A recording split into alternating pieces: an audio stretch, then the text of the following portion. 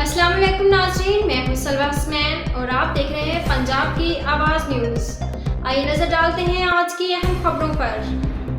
Sialkot Ghazi Umar Darvesh coordinator Bashir प्राइस central chairman Mashaikh peace alliance Islamic republic of Pakistan Makhdoom Pir Syed Mohammad हारून शाह गिलानी को सियालकोट में खुशामदीद किया गया। गाजी उमर दरवेश कोऑर्डिनेटर बशीर प्राइस central chairman Mashaikh peace alliance Islamic republic of Pakistan के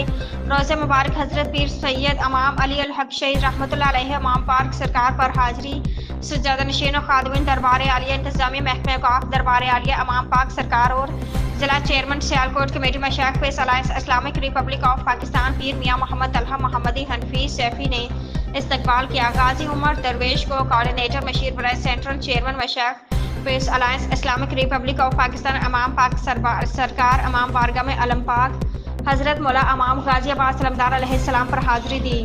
और फिर रोज़ा मुबारक हजरत पीर सैयद इमाम अली हक शहीद रहमतुल्लाह अलैहि इमाम पाक सरकार पर हाजिरी दी और चादर पोशी की। अल्लाह ताला रब्बुल इज़्ज़त की हम्द बयान फरमाई गई और नबी करीम सल्लल्लाहु अलैहि वसल्लम की शान मुबारक में नात मुबारक पेश की गई।